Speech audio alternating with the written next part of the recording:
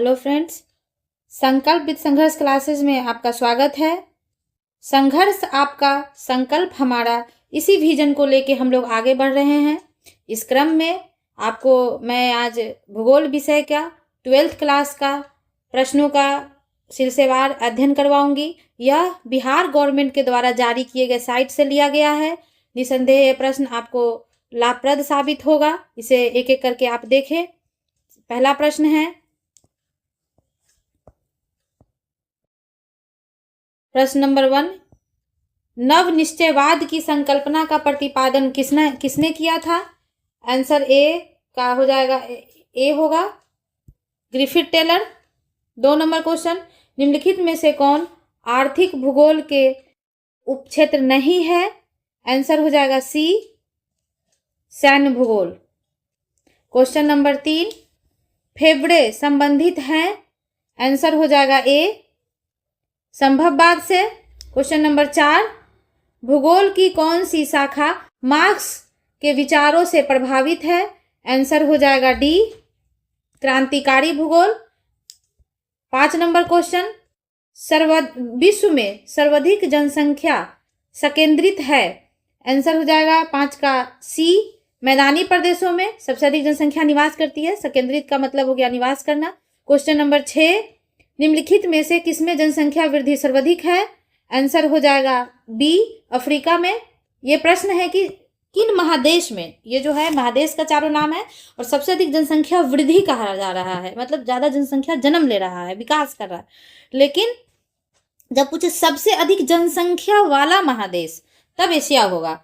लेकिन सबसे अधिक जनसंख्या वृद्धि वाला, तो ये दोनों दो तरह के प्रश्न है। अब इस बारीकी पे ध्यान रखेंगे। क्वेश्चन नंबर 7, कुल जनसंख्या तथा कुल क्षेत्रफल के अनुपात को कहते हैं? आंसर हो जाएगा सी। 8 नंबर क्वेश्चन, निम्नलिखित में से कौन जनसंख्या को आकर्षित करता है? आंसर हो जाएगा डी, रोजगार के अवसर। क्या आप इस प्रश्न को इस तरीके से समझिए कि अशांति कभी भी आपको आकर्षण का केंद्र रहेगा, और कहीं बगल में लड़ाई झगड़ा हो तो आप वहां से भागना पसंद कीजिएगा, न कि जाना। दूसरा हो जाएगा बेरोजगारी, लोग रोजगार की तरफ जाना पसंद करते हैं। बाढ़ क्षेत्र, वहां भी कोई निवास करना पसंद नहीं करेगा, तो निसंदेह रोजगार के अवसर ही आपको आकर्षित करेंगे। क्वेश्चन नंबर 9, कौन कारक मृत्यु दर में ह्रास के लिए उत्तरदायी है? आंसर हो जाएगा 9 का सी, ए और बी दोनों। महामारी पर नियंत्रण और संक्रामक रोगों पर नियंत्रण। प्रश्न को समझिए, मृत्यु दर में ह्रास यानी जो व्यक्ति का मरने का दर है, मर रहा है, उसमें कमी कैसे होगा? तो जैसे कोरोना महामारी आया और उस पर हम लोग क्या किए, नियंत्रण किए, वैक्सीन के माध्यम से, सेफ्टी को अपनाकर, मास्क लगाकर, तरह तरह के चीज़ों के द्वारा। तो कहीं ना कहीं मृत्यु दर में कमी आई, लोगों के मरने के दर में।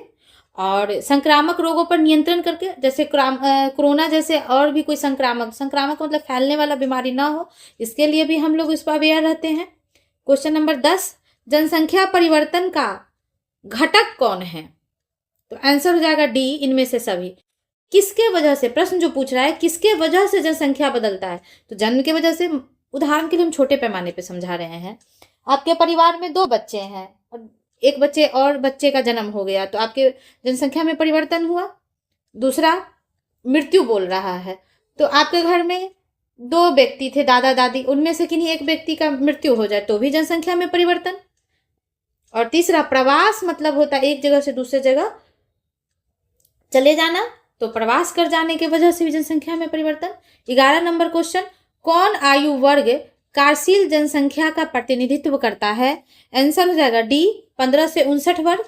ये प्रश्न पूछा जा रहा है क्योंकि कौन सा जो जनसंख्या का जो आयु वर्ग है वो काम करती है, तो 15 वर्ष से 59 वर्ष तक के व्यक्ति को, क्योंकि आप देखते होंगे कोई भी गवर्नमेंट जॉब या किसी चीज में मिनिमम लगभग लोगों का 60 वर्ष में रिटायरमेंट है, मतलब उसको कार्यशील जनसंख्या में नहीं आंका जाता। और 14 वर्ष तक तो अनिवार्य शिक्षा है ही भारत सरकार की तरफ से। क्वेश्चन नंबर 12, आयु लिंग पिरामिड का संबंध है?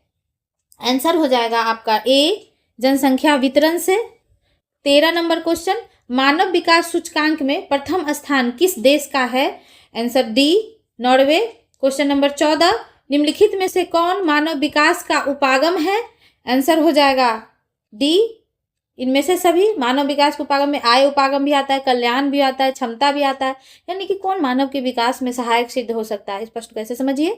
15 नंबर क्वेश्चन, निम्न में से कौन एकल कृषि का उत्पाद है? आंसर हो जाएगा डी, इनमें से सभी। चाय, रबड़, केला, ये सब। आप केला को एक बार जब फल प्राप्त कर लेते होंगे तो उस पेड़ को ही काट के गिरा देते हैं, तो इसी बात को ये कह रहा है कि एकल कृषि उत्पाद। 16 नंबर, निम्नलिखित में से किसे कर्तन दहन कृषि भी कहते हैं? 16 नंबर का आंसर हो जाएगा ए, आदिकालीन निर्वाह कृषि, मतलब काट के जला देना, कर्तन दहन। 17 नंबर, टोकरी बनाना किस आर्थिक क्रियाकलाप का उदाहरण है? आंसर ए, प्राथमिक क्रियाकलाप का उदाहरण है। 18 नंबर, यूरोप वासियों द्वारा अपने उपनिवेशों में किस प्रकार के कृषि का विकास किया गया था? आंसर ए, रोपण कृषि। 19 नंबर क्वेश्चन, निम्नलिखित में कौन कृषि आधारित उत्पाद नहीं है? आंसर डी हो जाएगा, नमक। चीनी आपको पता कृषि उत्पाद आधारित, यानी जो किसी कृषि से, खेती से हमें प्राप्त होता है, तो कहीं ना कहीं चीनी के लिए हम गन्ना उपजाते हैं, चाय की खेती होती है, कॉफी की मतलब हम उसको पेड़ों से उसके बीज को निकाल के उसको तैयार करते हैं। 20 नंबर, अंगूर की खेती संबंधित है? आंसर हो जाएगा डी, भूमध्यसागरीय क्षेत्र से जितने भी साइट्रिक यानी रसीले खट्टे फल जो होते हैं सब भूमध्यसागरीय कृषि से संबंधित होती है। 21 नंबर, निम्न वृक्षों में किसे च्युइंगम संबंधित है? किससे च्युइंगम संबंधित है? आंसर हो जाएगा सी, जेपोटा। जानिए, आप च्युइंगम खाते हैं, क्योंकि वो आर्टिफिशियल होता है लेकिन एक च्युइंगम है, तो च्युइंगम आपको जानना चाहिए। 22 नंबर, ट्रक कृषि का संबंध है? आंसर सी, सब्जी से। ट्रक कृषि ये क्या होता है? सब्जी जैसे हम उपजा लिए, उसको ट्रक में भर लिए, फिर मार्केट तक पहुंचाते हैं, तो ट्रक कृषि कहा जाता है उसको। 23 नंबर, निम्न में कौन औद्योगिक अवस्थापना का प्रमुख कारक नहीं है? अवस्थापना मतलब इंडस्ट्री को हम जब लगाते हैं कहीं पे, तो उसमें से कौन से कारक नहीं है, ये पूछ रहा है। आंसर हो जाएगा जनसंख्या घनत्व। घनत्व जनसंख्या समझ में आ सकता है, लेकिन 1 मिनट के लिए घनत्व का उससे कोई लेना देना नहीं। 24, निम्नलिखित में कौन पशु आधारित उद्योग है? आंसर हो जाएगा सी, चमड़ा उद्योग। चमड़ा से हमको पशु से ही प्राप्त करते हैं। 25 नंबर, निम्न में से कौन द्वितीय क्रियाकलाप नहीं है?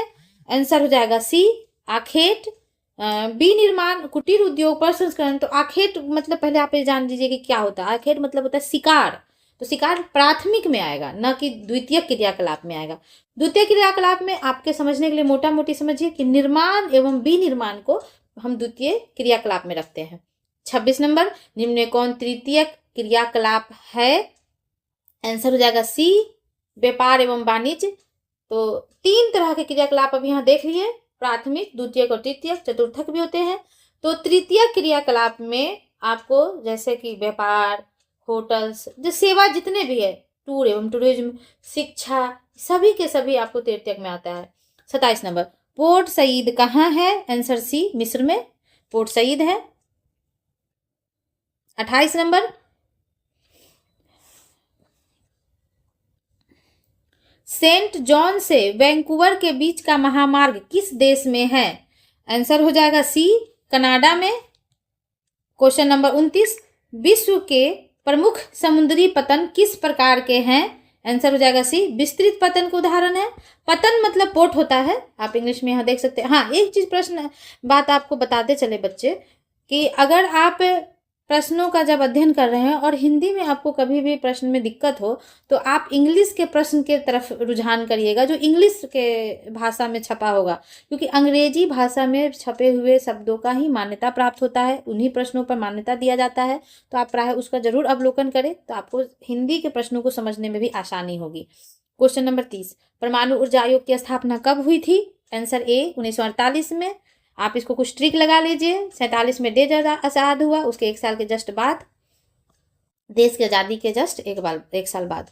31 नंबर, निम्नलिखित देशों में कौन ओपेक का सदस्य नहीं है? आंसर हो जाएगा सी, वेनेजुएला। ब्राजील है, चिली है, पेरू है, वेनेजुएला नहीं है। 32 नंबर, नाफ्टा प्रादेशिक समूह का संबंध है?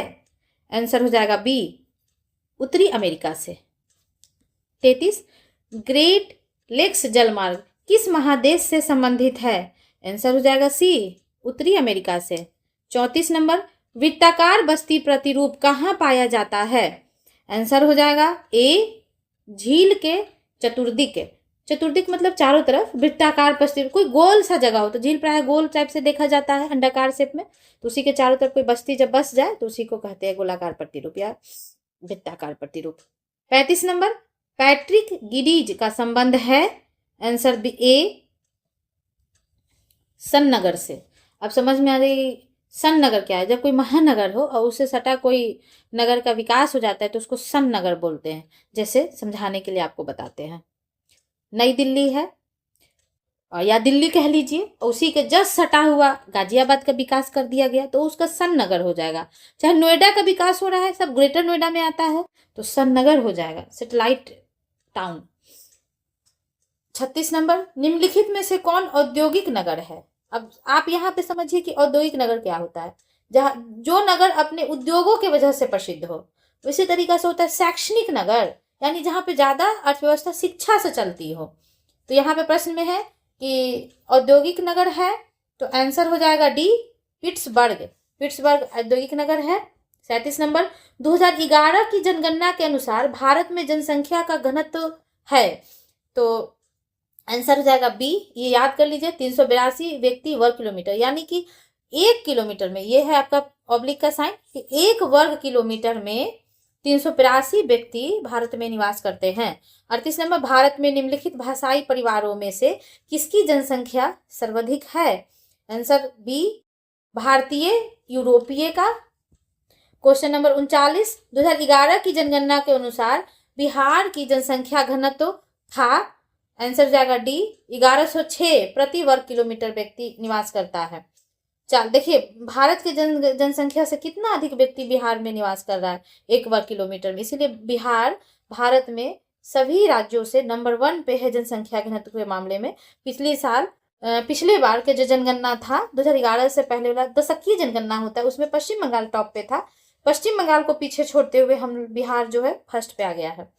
40 नंबर क्वेश्चन, 2011 में भारत में नगरीय जनसंख्या थी, नगरीय जनसंख्या मतलब नगर शहर के बारे में पूछा जा रहा है कि जनसंख्या 2011 क्यों बार बार पूछा जाए, क्योंकि 2011 में जनगणना हुआ था और 2021 में होना था, लेकिन कोरोना के वजह से 21 की जनगणना को पोस्टपोन कर दिया गया और अभी वर्तमान में फिर आपको सुने होंगे कि अप्रैल से सितंबर से 2 चरणों में इस बार जनगणना होगी, तो फिर इसको पोस्टपोन करके 26 में करवाया जा रहा है। तो 2011 में भारत में नगरीय जनसंख्या कितनी थी 2011 के अनुसार? तो आंसर हो जाएगा 31.16%। इसको ध्यान में रखिए।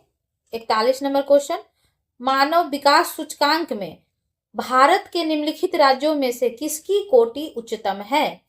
41 का आंसर ए, केरल का। उच्चतम मतलब कह रहा है कि जो मानव विकास सूचकांक है वो कुछ पैमानों पर निर्धारित, उसमें सबसे अच्छे जगह पे, यानी सब सूचकांक में विकास मानवों का सबसे नंबर 1 पे कौन है ये कह रहा है।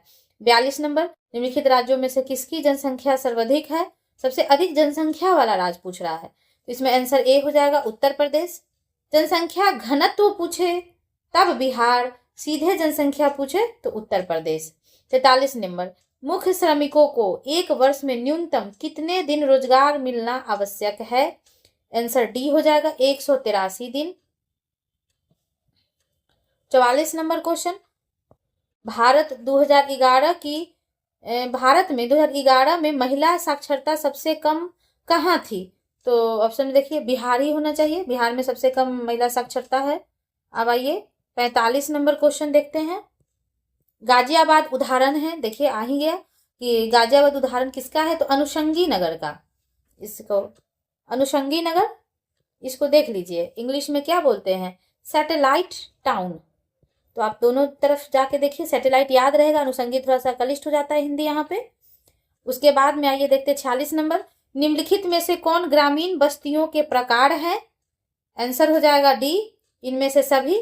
गुच्छित बस्तियां, जैसे कोई फल का एक गुच्छा आप देखें उस तरीके का कोई बनता है तो गुच्छित कहते हैं। उसके बाद पल्ली बस्तियां और प्रकीर्ण मतलब बिखरा हुआ बस्तियां, सभी को हम लोग ग्रामीण बस्तियां इस रूप में पाया जाता है। 47 नंबर, निम्न में से कौन गैरिसन नगर है? यहाँ पर गैरिसन नगर के बारे में पूछ रहा है, आंसर हो जाएगा सी, जालंधर आपको गैरिसन नगर में आता है। 48 नंबर क्वेश्चन, निम्नलिखित में कौन भारतीय कृषि की समस्या है? आपके चूंकि हम सभी लोग बिहार के रहने वाले हैं तो आपको पता होना चाहिए कि क्या है परेशानी कृषि की हमारे यहाँ। तो वही भारत की भी होगी। तो आंसर हो जाएगा डी, इनमें से सभी। हम इस पे एक एक करके ऑप्शन पे थोड़ा बात करना चाहेंगे। निम्न उत्पादकता क्या कह रहा है, उत्पादकता कम है। जैसे आपके यहाँ पहले 1 कट्ठा में जितना गेहूं उपजता है उससे कम अब उपज हो रही है। दूसरा विखंडित जोत, आपका एक जोत यहाँ है, यानी एक भूमि का टुकड़ा यहाँ हो और एक यहाँ हो, फिर एक यहाँ हो। अगर ये तीनों टुकड़ा आपस में जुट के एक जगह एक ही टुकड़ा में मान लीजिए ऐसे तब्दील हो जाए, तो इस पे कृषि कार्य करना आसान है या इन सभी पे? तो इसी को विखंडित जोत कहते हैं। सी है अनियमित मानसून, यानी कि निश्चित समय पे मानसून का सही मात्रा में नहीं आना, यानी वर्षा नहीं होना। 49 नंबर क्वेश्चन, सबसे महत्वपूर्ण जूट उत्पादक क्षेत्र है कहाँ पे है?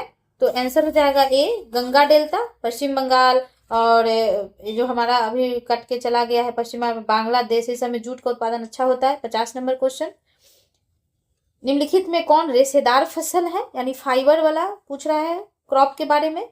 तो आंसर हो जाएगा, आपको भी पता है इसमें से, ऑप्शन कपास हो जाएगा, ये रेशेदार होता है। 50 का डी आंसर है। 51 नंबर, चाय उत्पादन में अग्रगणी राज्य कौन है? अग्रगणी मतलब पहला राज्य कौन सा है? तो आंसर सी, असम। असम में चाय का उत्पादन अधिक होता है। क्वेश्चन नंबर 52, पायकाड़ा जल विद्युत परियोजना है कहाँ पे स्थित है? जगह का नाम है पायकाड़ा जल विद्युत परियोजना, ये स्थित है आपको तमिलनाडु में। क्वेश्चन नंबर 53, निम्नलिखित नदियों में कौन पूर्व की ओर प्रवाहित होती है? जैसे आपको अगर हम भारत के एक तरीके से मैप को अगर जब आप देखिएगा तो इधर का दिशा जो हो जाता है ये पूर्व हो जाता है, ठीक है, और इधर हो जाता है पश्चिम, इधर उत्तर और इधर दक्षिण। तो कह रहा है कि इस दिशा में पूर्व की तरफ, जिसमें से आप देख लीजिए महानदी है, स्वर्णरेखा है, कृष्णा है, ताप्ती है, तो सॉरी ये पूर्व की तरफ प्रवाहित नहीं होती है पूछा, यानी कि ये इधर नहीं गिर के नदियां इधर से निकल के इधर नहीं गिर के वो पश्चिम की तरफ गिरती हुई, ये प्रश्न देखिए आप ध्यान दीजिएगा, नहीं होती है होती है, ये सब चीजों को आप ध्यान दीजिएगा। तो आंसर हो जाएगा तापी यानी ताप्ती। आप जब इंडिया का मैप देखिएगा इस तरीके से, आपको थोड़ा सा 2 मिनट में आप कर लूंगी ताकि आपका कॉन्सेप्ट क्लियर हो जाए, मैं इतना ही बना रही हूँ। तो यहाँ से नर्मदा नदी और यहाँ से ताप्ती नदी आपको गुजरती है और पश्चिम की तरफ जाके गिरती है अरब सागर में, इधर अरब सागर है तो गिरती। तो वही प्रश्न को यहाँ पे पूछा जा रहा है। क्वेश्चन नंबर 54, भारत में जल संसाधन से जुड़ी समस्या है। तो जल संसाधन से जुड़ी हुई समस्या भारत में क्या है? सभी है, संरक्षण का, वितरण का, उपलब्धता का, यानी कि हम जल को बचा नहीं पा रहे हैं, उसका सही तरीके से इस्तेमाल करना है, वितरण करना, बांटना, उपलब्धता जितना किसी मैदानी क्षेत्र में अधिक है तो पहाड़ी क्षेत्र में नगण्य है। 55 नंबर, डिगबोई प्रसिद्ध है। बी, पेट्रोलियम उत्पादन के लिए, डिगबोई क्षेत्र आपने सुना होगा, सॉरी। नेक्स्ट 56 नंबर क्वेश्चन, निम्नलिखित में से कौन खनिज आधारित उद्योग नहीं है? ए, तांबा उद्योग के बारे में कह रहा है, खनिज आधारित उद्योग नहीं है। 56 का, सॉरी ए नहीं होगा, ये हो जाएगा सूती वस्त्र उद्योग, ये कृषि आधारित है, खनिज आधारित नहीं, बल्कि खनिज आधारित उद्योग नहीं है, अर्थात कृषि आधारित उद्योग है ये। सीमेंट, लोहा, इस्पात, तांबा, ये सारे के सारे आपको प्राप्त होता है खनिज से। 57 नंबर क्वेश्चन, 57, मुंबई हाई क्या है? तो मुंबई हाई जो है वो पेट्रोलियम उत्पादक क्षेत्र है, उसी के लिए प्रसिद्ध है। 58 नंबर क्वेश्चन, बालाघाट मैग्नीज क्षेत्र किस राज्य में स्थित है? ये जगह है बालाघाट और मैग्नीज उत्पादन के लिए प्रसिद्ध है और ये आपको स्थित है मध्य प्रदेश में। 59 नंबर 59, नोवा मुंडी लौह अयस्क क्षेत्र स्थित है, ये आपको स्थित है सी, झारखंड में, नोवा मुंडी, ये भी जगह है नोवा मुंडी। उसके अलावा 60 नंबर, निम्नलिखित राज्यों में कौन गोंडवाना कोयला के लिए प्रसिद्ध है? आंसर हो जाएगा सी, झारखंड। 61 नंबर, निम्नलिखित राज्यों में से किसमें कैगा नाभिकीय ऊर्जा केंद्र अवस्थित है? ये नाभिकीय ऊर्जा उत्पादन के लिए जगह का नाम पूछा है कि कैगा किस राज्य में स्थित है, कैगा नाभिकीय ऊर्जा केंद्र पूछा जा रहा है। आंसर हो जाएगा डी, कर्नाटक में है। तो क से कर्नाटक और क से कैगा, याद रखिए आप, बहुत आसान है। 62 नंबर, हुबली क्षेत्र सूती वस्त्र उद्योग क्षेत्र केंद्र कहाँ अवस्थित है? हुबली का तो सूती वस्त्र का उत्पादन के लिए प्रसिद्ध जगह है, तो ये जगह कहाँ पे है पूछा जा रहा है। तो हुबली आपको पश्चिम बंगाल में है।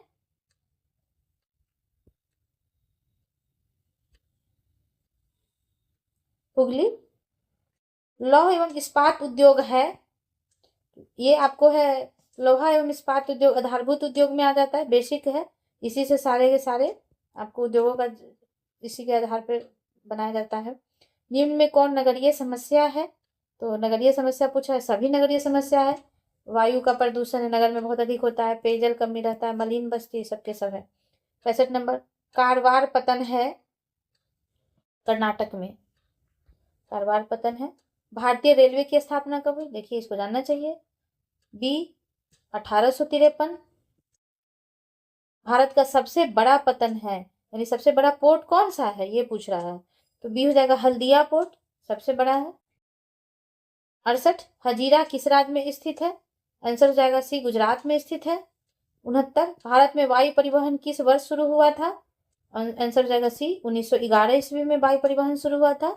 70, मरमा गोवा, ये गाँव लिखा है, हालांकि मरमा गोवा भी पढ़ा जाता है, पतन किस नदी पर स्थित है। आंसर हो जाएगा जुआरी नदी, क्योंकि गोवा में दो नदियां बहती है आपको, एक है आपका मांडवी और दूसरा है जुआरी। तो ये दोनों नदियां गोवा का है और गोवा का ही पतन है मालमा गोवा, और मालमा गोवा पतन जुआरी नदी पे है। चलिए बच्चों, धन्यवाद बहुत बहुत आप सभी को। आज का सेशन यही हम समाप्त कर रहे हैं।